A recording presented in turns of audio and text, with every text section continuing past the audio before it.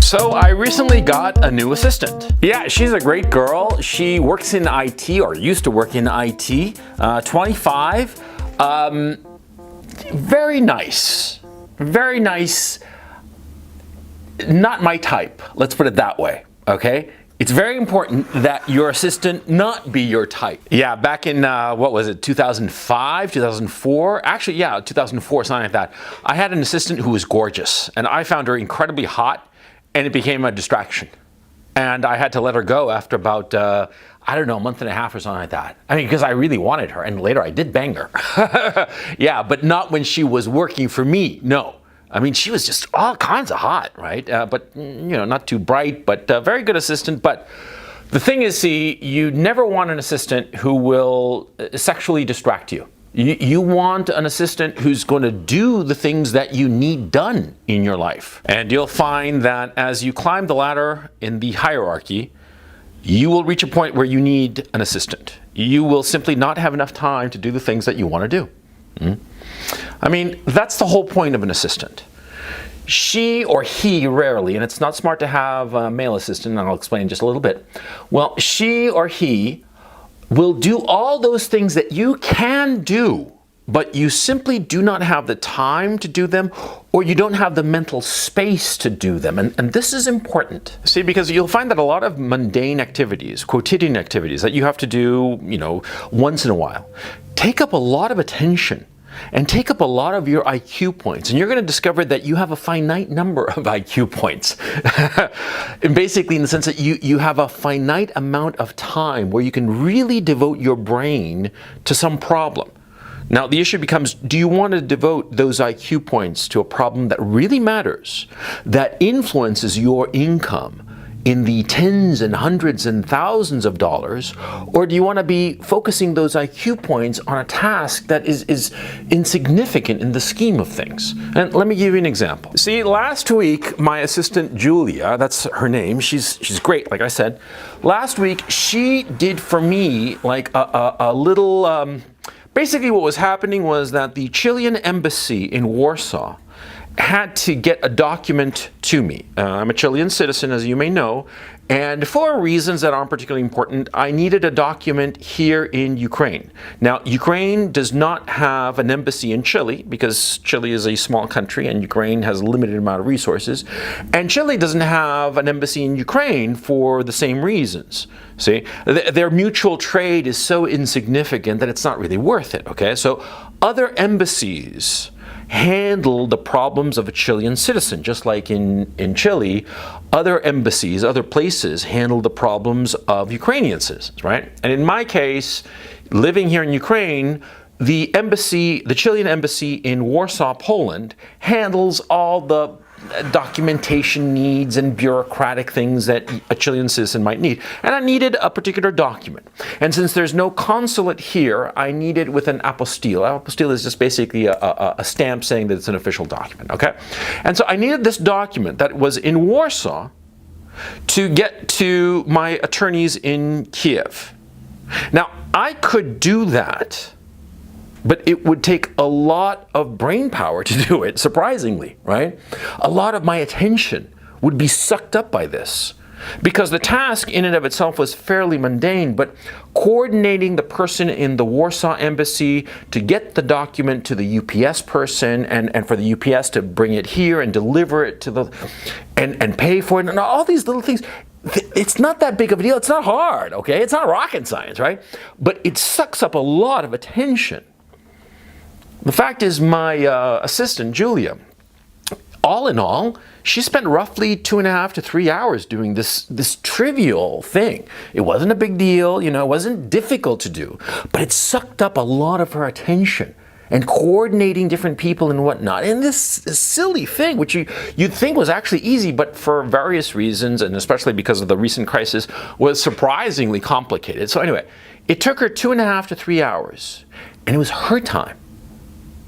And I was able to devote those 2.5 to 3 hours to other things that are much more important, much more lucrative to me. And that's the point of an assistant. An assistant is supposed to prevent the wear and tear of you, of your head, of your mind. You want to give her all the tasks that you can do, but if you did them, it would suck up so much of your attention and stress you out that it's not worth it. You see what I mean? And whatever you're paying your assistant, you're going to find that it pays for itself, because she's going to be doing a whole bunch of stuff that you can do, but the wear and tear on you and the amount of time that you would spend on them is so great that's just not worth it. It's worth it to pay her. And it's worth it to pay her, not him. See, because there's a reality of human psychology. And the reality of human psychology is that women are much more compliant and conscientious than men.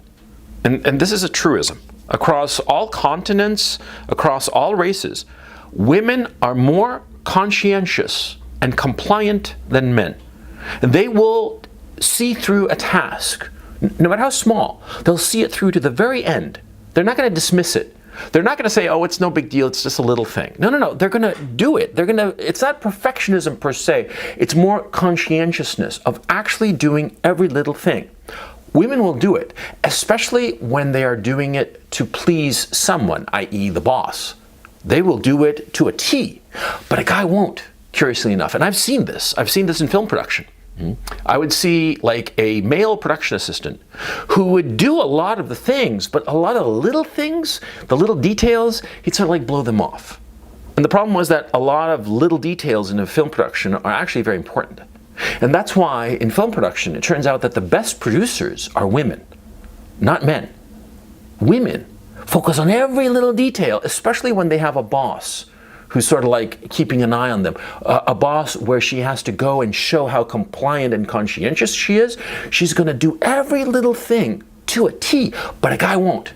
A guy will not. And worse still, a guy is going to try to climb the hierarchy. And so you might be his boss. He might be your assistant. But he's going to try to figure out a way to get your job. So you're going to be worried about him. Yeah, so you're not going to be relaxed. You're not going to be able to toss problems to your male assistant to have him solve them and solve them to a T and not be worried about him trying to take your job. Okay. Now this, of course, it matters in a corporate environment. I've never been in a corporate environment. Well, I have, but there were corporations that I was running. The people all answered to me, and there was no way for them to get rid of me. There was no way for them to get my job, right? I was the boss. But anyway, that's not the point of this video. The point of this video is how to handle assistants. Well, what you have to do is you got to get a female assistant, and you got to get a female assistant who is between the ages of 23 and 32. And the reason is simple. Baby rabies. Simple as that. Baby rabies. See, a girl who's like 23 to 32, roughly, right? She's going to be obviously without a kid. See, because an assistant, if she has a kid, she's not going to want to be an assistant. Because an assistant, at the end of the day, is catering to the boss, catering to all of his needs. And a lot of times those needs come unpredictably at all hours. And so a woman who is a mother, she's not going to want to have that kind of a job. And interestingly enough, and if we're being really honest here, what happens is that a lot of times a woman's maternal instincts are turned on the boss. The boss becomes her baby, and she wants to make sure that everything is perfect for the baby. And you think that that's weird. Well, you know, human psychology is weird. What can I say? You know, I don't make this shit up. You know, I just deal with the cards that I'm dealt with. You know what I mean? And that's a truism that I've noticed. You know, especially with an assistant who's been with you for a while. She starts looking at you like her kid, like her baby, like she has to take care of you. And a lot of times, after a while, she will anticipate your needs and solve them before you even realize that you need them, just like a mother would with a baby, okay? It's really, really funny, okay? And that's why every guy who knows anything about business and feminism knows immediately that the whole point of feminism is to channel women's maternal drives into a corporate environment for the, you know, the well-being of the guys, not only to drive down the price of labor, but also to, you know, to make life easier for guys. That's what's going on, and we all know this instinctively, and it's the truth. Anyway, that's besides the point. The point is, how do you handle an assistant? Now, let me tell you about how I got an assistant now. See, because there have been different times in my life where I've needed an assistant. There was a time when I was running my production company, my film production company, where I had 3 assistants. I'm not kidding. And they all had very clearly delineated tasks that were very important to me. I just simply did not have the time to do a lot of the things that they were doing, okay? But anyway, at this time, I'm living in Ukraine. It's sort of like semi-retired. And I don't speak Russian or Ukrainian. And that has actually proven to be difficult because in this region where I live, people tend to speak Ukrainian or Russian, and so it's sort of like hard for me to learn the damn language because there are actually 2 languages. So anyway, that's besides the point. The point is, there were a lot of little things that were piling up. A lot of little tasks that I wanted done. And I could do them, but it would take a while. Because of the language barrier, also because I'm at that age where I just don't give a shit about a lot of stuff, okay? When I was younger, I'd be much more conscientious, but now that I'm older, I'm sort of like, you know, I'll get around to it when I get around to it, kind of thing, you know what I mean? But these things started piling up, you know, and all of a sudden I'm like, you know, I need some help. I'm drowning on all these little tasks, right?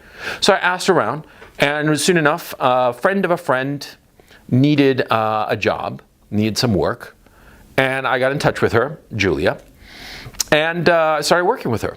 And she's great. She's incredibly conscientious. And all of a sudden, all of this mountain of little things just evaporated.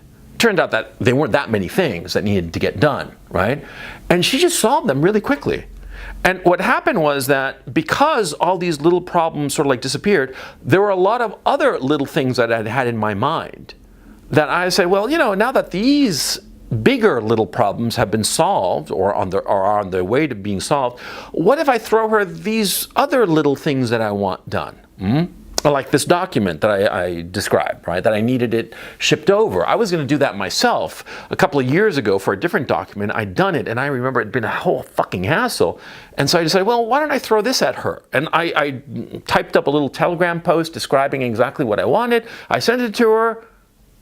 And it was wonderful because all of a sudden I didn't have to worry about it. And all of a sudden I started realizing something that was magical about having an assistant. I felt relaxed. And that's the point of having an assistant. An assistant is supposed to make you feel relaxed so you can focus on things that are more important. If you have to hold the hand of your assistant and, you know, sort of like encourage them for every little detail, right? And sort of like listen to their problems and shit like that and give like emotional sustenance to your assistant, change her because she's not worth it. See? Because the whole point of an assistant is that the assistant solves all of your problems magically without you having to put in emotional capital into solving the problems. You don't want to deal with the problems. It's not an issue of you being lazy or whatnot. No, the issue is you don't want to put emotional capital into solving a problem. The document issue that I went on in some detail, right?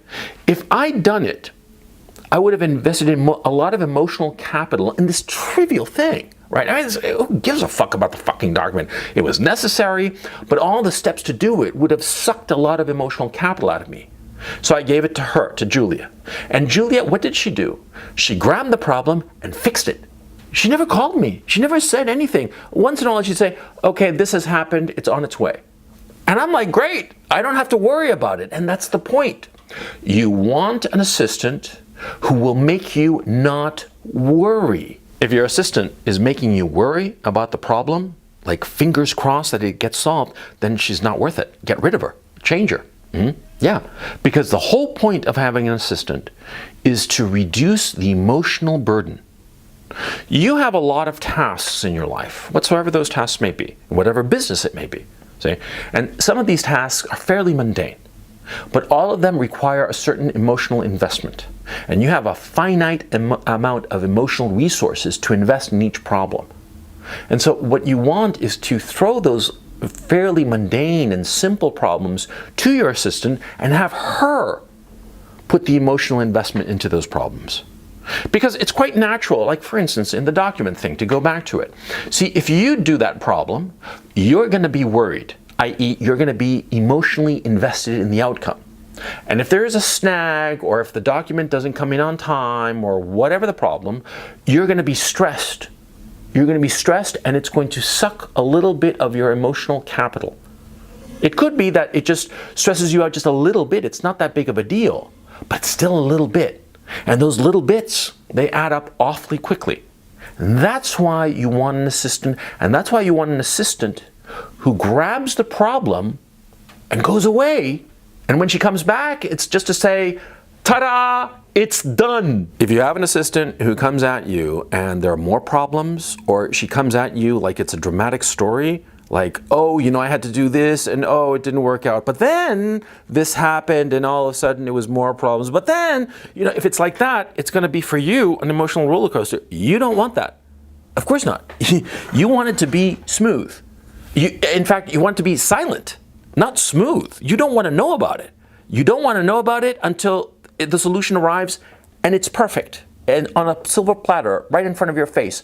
That's the kind of assistant you want. You don't want an assistant who pulls you into the emotional problems of solving each and every task. Okay, so moving on with the issue of an assistant. Once you get an assistant, you'll find something else. Your life automatically starts to get bigger because you start doing more shit. Because a lot of things that you'd had on the back burner, all of a sudden with an assistant, you realize, well, she could do a lot of this stuff. A lot of these things, and these little steps that, you know, they lead up to a bigger step. So why don't I just toss them her way? And for instance, you know, I've been thinking about investing in some property here in Kharkov, right? And I was just like, okay, I'll get around to it. But now that she's here, now that I have this wonderful assistant, because I really think that she's wonderful, you know, now that I have her, all of a sudden I'm throwing the little tasks that I need to accomplish to lay the groundwork to start investing in property here in Kharkov, right? And all of a sudden that's happening, and all of a sudden I'm on this ride forward to this new objective of investing in property in Kharkov, something I had been thinking about as an idea, but wasn't really executing because language, because all these little tasks that I had to do. But with this wonderful assistant, who, by the way, of course, speaks Russian, Ukrainian, and English, and speaks it perfectly, all of a sudden the little tasks are getting solved, and so I can start focusing on the big thing of figuring out, well, what would be a good investment? What would be a good return on investment? How do I position these properties? How do I structure it to bring in the money, to reduce my tax liability? I mean, these more complicated and sophisticated problems that my assistant cannot do, unfortunately, but which I can do while she solves all these little problems of like what tax information is needed, you know, what are the restrictions for foreign ownership, all these little things. She solves those little things and I focus on the big things, and all of a sudden I'm pursuing bigger objectives because I have this great assistant. Yeah, and little by little I'm giving her more responsibilities. See, this letter thing in Warsaw was actually a test. I realized. I didn't realize it at the time. She'd been working for me for like 2-3 weeks or something like that at that point. And then early last week, I was in Kiev and this problem came up with this document and she solved it. And I had been thinking that I was going to solve this problem. But I was like, well, you know, I have this assistant. Why don't I throw the problem at her? And I wrote out a Telegram post because we have a common Telegram channel. And I told her, you know, this is what I need done, you know, you know, please solve it. You know, these are the steps more or less you need to do, but I'm fuzzy about these steps because I did it a couple of years ago, 3 years ago, but I'm sort of like forgotten. So, okay, so you solve it. And she did. And it was, like I said, smooth. I didn't even see it. It was invisible. It was happening in my background. It was happening and getting done. And periodically she'd say, oh, this has been, you know, tick. We're on our way, tick, we're getting there, tick. And that was just a huge relief for me. And see, when you get a new assistant, you have to give her the little tasks, and then when you're confident with her, you start giving her the slightly bigger tasks, the slightly more complex things, and see how she reacts, see how she does them. Because in the case of Julia and this stupid letter, for her it was a bit of an emotional roller coaster. Of like, maybe it will arrive, maybe it won't. Things are going good, things are going bad. Oh, I forgot to mention that it was time sensitive, that this document get from Warsaw to Kiev, right? So anyway, so for her, it was a bit of an emotional roller coaster, but she kept that from me. And that was a very, very good sign, because she understood that part of her job is to take these emotional roller coasters. Instinctively, she realizes that that's part of the reason she's getting her salary. And that's a very, very good sign. An assistant who anticipates your needs, an assistant who understands that she has to solve things in the background while you focus on other more important things, the things that will generate more money, quite frankly. Because that's the whole point. You get an assistant so that you can focus on the big money-making picture, and she can focus on executing all the little details that are necessary. Now, this video has gone on quite a bit, but I just want to emphasize that you will get to a point in your life where you're going to need an assistant. Perhaps that moment has already arrived. It's extremely important to treat your assistant well. But the way you treat her is, how can I put it? You have to be careful. See, because it's very important that she sees you as the boss, but that at the same time you be friendly. The idea of having a tyrannical boss serves no purpose, but at the same time you have to make it clear to her that you have certain expectations and you're not a pushover. If she fucks up, you're going to be upset, and you're going to make it clear, but not in a way that's so corrosive and destructive that it'll just be unpleasant. Okay? I mean, you have to walk a fine line, because your assistant is an incredibly intimate relationship. Many guys, many executives, very successful people, have a more intimate and closer relationship with their assistant than with their wives and family members. Because the assistant, over time, will see exactly who you are as you actually are. There's a saying that, no man is a hero to his butler. It's very true, and it's sort of similar with an assistant. And if you fundamentally think that you're an asshole, eventually you're going to start acting like an asshole with your assistant. It's the weirdest thing, and I've seen it. I've seen it in other men, thank God, not myself. If you're a fundamentally decent guy, or if you try hard to be decent while being firm and being, of one line, but at the same time, approachable, doing that very delicate balance of being strict and yet at the same time being humane. Well, if you walk that line clearly and you're always consistent, because consistency is key.